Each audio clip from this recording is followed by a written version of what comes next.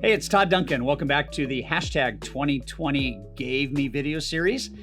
We're doing a video each and every day for 21 days to make sure we get 2021 off to a great start for all of our friends and clients and give you a perspective on what 2020 actually gave to all of us. The 19th gift that 2020 gave me is the gift of practice. One of the mantras I share with people has to do with massively important truths. Here's one of them that's a game changer.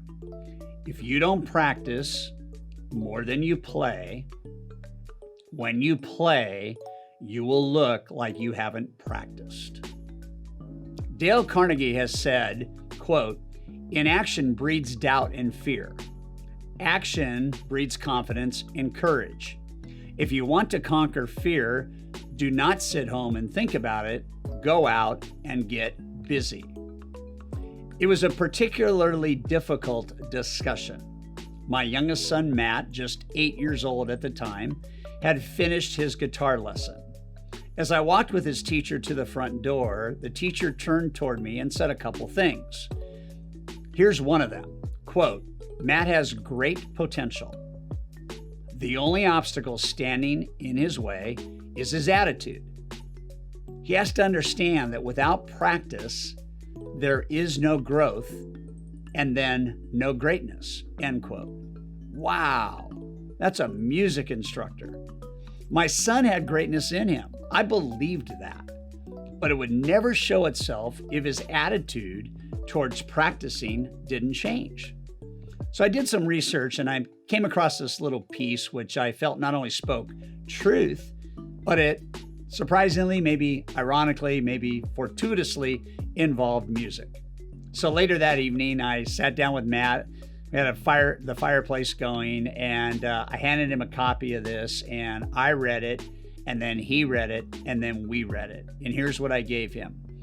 If you practice, you get better. If you get better, you play with better players. If you play with better players, you play better music. If you play better music, you have more fun. If you have more fun, you want to practice more. If you practice more, you get better. Matt took his turn at it, and Matt got it. He turned his attitude about practicing guitar from arduous and painful to exciting and fun. That afternoon, I said to Matt, I said, "You know, son, I think competence leads to confidence, and confidence leads to consistency."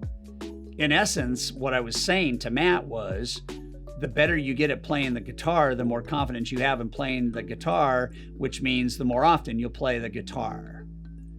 Today, Matt is a masterful guitar player and a pianist. He has so much fun writing music and performing music. It is a joy to know that in just that one moment, my 8-year-old son began to understand the value of practice. For you and for me and for anybody you might share this with, there's no shortcuts. You have to practice. I mean, the greatest gift you can give yourself is the gift of being ready, game ready. One of the laws I teach in my book, High Trust Selling, Make More Money in Less Time with Less Stress, is called the law of the dress rehearsal. The law states, practicing your lines elevates the level of your performance. It is profoundly important to own the idea that you and I will play like we practice. It is equally important to understand that if you practice more than you play, when you play, you will have looked like you practiced. You, your clients, and your world will be blessed, but only if you are game ready. Very powerful. I had a conversation years ago with football legend Joe Montana. We were chatting at a function and I asked him, quote, "How many hours do you spend preparing and practicing for a football game each week?" End quote. He took a moment, went through a kind of a mental checklist, and he said, "I'm guessing about 50 hours. I'm guessing about 50 hours. No wonder he's in the Pro Football Hall of Fame. You marry talent with practice, and nobody can stop you." It birthed in my mind the essential question for success. and how to use practice as the insurance policy to minimize failure. The question was and is, what is your practice to play ratio? In Montana's case, it was 50-1. 50 hours of practice for 1 hour of football, 4 15-minute quarters. There you have it.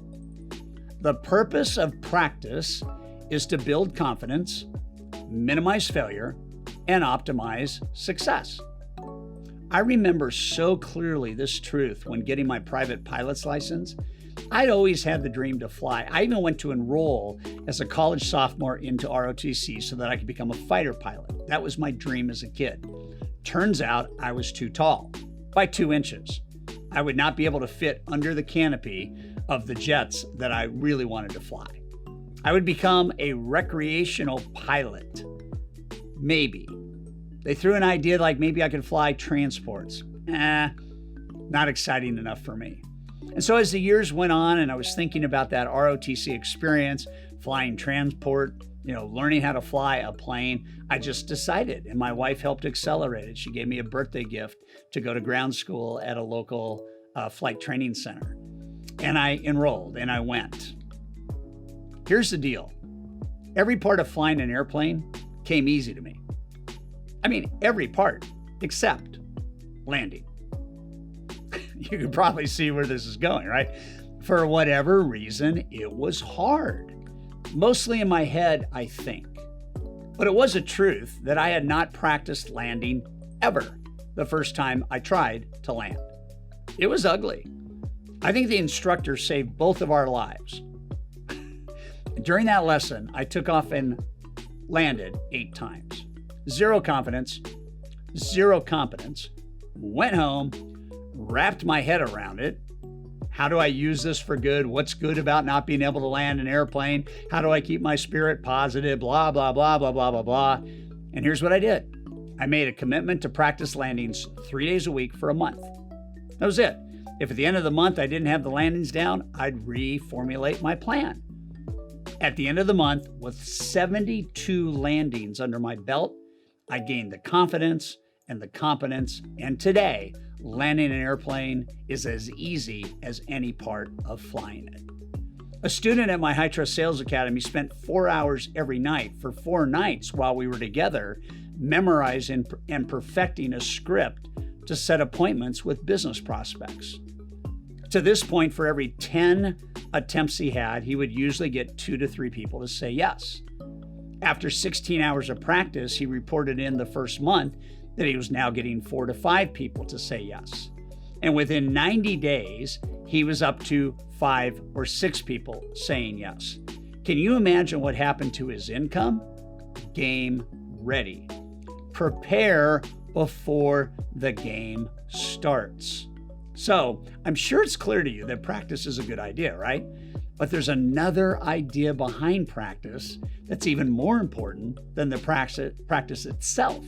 And that is practicing the right thing the right way. Without knowing it, most of us at some level have gotten really good at doing something wrong. I was really good at making sales calls the wrong way. I was really good at cycling the wrong way. I was really good at snowboarding the wrong way. I was really good at writing books the wrong way. I did things wrong because I got good at doing them wrong.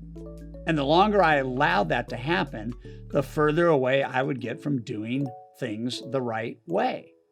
Here's the big idea. The big idea is practicing the right thing, the right way, for a long enough period of time until the right way becomes the only way you do the thing, whatever it is. And I think we can add an exclamation point to this gift. And that's a mindset moment. Listen very carefully. The wrong way is the right way because it teaches you a better way. That is what this gift is all about. We're always going to do it poorly before we ever do it great. No matter how much book study I had on how to land an airplane, I was not ready to land it. You can book study your way to boredom, But until you actually have to do what the book teaches, you're not going to be good at it. But what I don't want to do is I don't want to get really good at landing airplanes the wrong way. I don't want to get really good at making sales calls the wrong way. That's going to add decades to my life. I don't want to call on 10 people to get one sale. I want to call on one person to get one sale. I want to be that good. Okay? I don't want to have marginal landings. I don't want to ever feel that I just put my life at risk. I want to land brilliantly every time. That has got to be the reason. Okay, professional golfers tell you all the time, I don't enter a tournament to lose. I only enter a tournament to win. But what are the hours of practice behind that commitment? So here's the question of the day. Where are you not game ready? What areas of your life do you need a new practice routine? Make those decisions today, and this gift of practice can change your life forever.